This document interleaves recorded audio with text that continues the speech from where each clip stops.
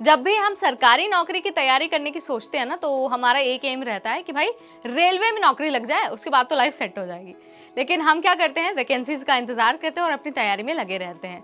बहुत कम बार होता है जब बहुत बड़ी और बहुत अच्छी वैकेंसीज आती हैं और उसके बाद रिक्रूटमेंट होता है। वैसे ही वैकेंसी एक बार फिर से आ गई है और ये जो वैकेंसी है ना, ये डिप्लोमा वालों के लिए, ITI वालों के लिए और 10वीं पास के लिए है। और जो पोस्ट है वो है टेक्नीशियन के पोस्ट। तो अगर आप भी रेलवे में भर्ती की तैयारी कर रहे थे ना, तो आप खुश हो जाइए, आपके लिए बहुत अच्छी खबर है। और अगर आप नंबर ऑफ पोस्ट सुनेंगे ना, तो आप और खुश हो जाएंगे, क्योंकि करीब 10,000 टेक्नीशियन पदों को भरा जाना है इस भर्ती के जरिए। तो पूरी डिटेल क्या है, आप कब से कब तक अप्लाई कर पाएंगे, कहां पर अप्लाई कर पाएंगे और साथ ही आपको सैलरी कितनी मिलने वाली है, अगर आपको ये जानना है तो वीडियो के साथ एंड तक बने रहिए, बीच में मत स्किप करिए। चलिए शुरू करते हैं।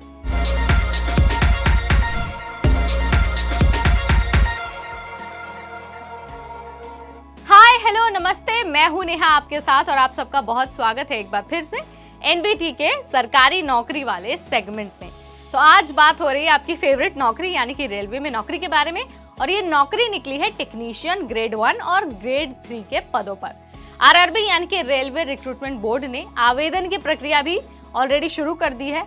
अगर आपको करीब 10,000 इन पदों पर भर्ती लेनी है ना, तो एक ऑफिशियल वेबसाइट दी हुई है, सिर्फ आपको वहां पर जाना है और जाकर अपना एप्लीकेशन फॉर्म भर देना है। वेबसाइट है rrbapply.gov.in। यहीं पर आपको आवेदन का लिंक मिल जाएगा, आपको अपनी डिटेल अपलोड करनी है, फॉर्म भरना है और उसे कर देना है सबमिट। इसके बाद अब आप कहेंगे कि भाई हम फॉर्म तो भर दें, लेकिन एक बार डिटेल तो बता दो कि भाई एजुकेशनल क्वालिफिकेशन और एज लिमिट क्या होनी चाहिए। तो देखिए, क्योंकि पद अलग अलग है ना, तो हर पद के लिए जो एजुकेशनल क्वालिफिकेशन है, जाहिर सी बात है वो भी अलग अलग होगी। तो अगर आपके पास BSc की डिग्री है, आपने डिप्लोमा लिया हुआ है 3 साल का इंजीनियरिंग में, या फिर आपने किया हुआ है इंजीनियरिंग में ITI सर्टिफिकेट, आप सभी लोगों को इस बार RRB मौका देने वाला है नौकरी का। लेकिन आप अप्लाई करने से पहले ना एक बार डिटेल नोटिफिकेशन जरूर चेक कर लीजिए, ताकि आपको पता चल जाए कि भाई किस पद के लिए क्या शैक्षिक योग्यता रखी गई है। अब आप कहेंगे कि भाई नोटिफिकेशन कहाँ मिलेगा, वहीं पर जहां हमेशा मिलता है, यानी कि ऑफिशियल वेबसाइट पर। इसके साथ ही आपको ये भी मेक श्योर करना है कि आपकी उम्र 18 साल से 33 साल होनी चाहिए। इससे ज्यादा अगर आपकी एज होती है तो आप अप्लाई नहीं कर पाएंगे। लेकिन ये जो 33 साल है ना, ये सिर्फ एक पद के लिए है। एक पद पर 18 से 36 साल भी एज लिमिट है। तो आप जिस पद के लिए अप्लाई कर रहे हैं, आप उसके अकॉर्डिंग जो एज लिमिट है उसे चेक कर सकते हैं। इसके बाद आपने फॉर्म भी भर दिया, आपका पूरा प्रोसेस हो गया कंप्लीट।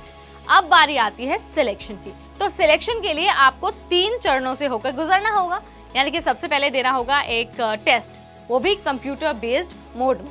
उसके बाद होगा आपका मेडिकल टेस्ट, उसके बाद आपका होगा DV यानी कि डॉक्यूमेंट वेरिफिकेशन।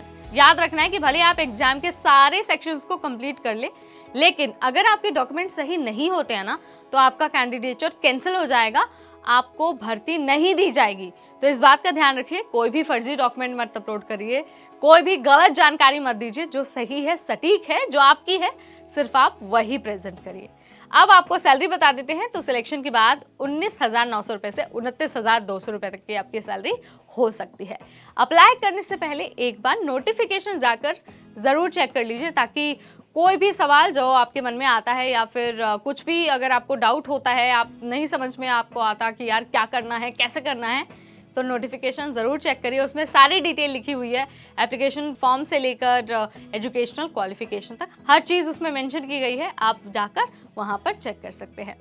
अगर आपको सरकारी नौकरी से रिलेटेड, चाहे रेलवे की भर्ती है, SSC की भर्ती है या है UPSC की भर्ती, किसी भी तरह की नौकरी की अगर जानकारी हासिल करनी है ना, तो यही वो जगह है जो आपको एक साथ ईजी लैंग्वेज में एक ही जगह पर सारी इन्फॉर्मेशन दे देगी।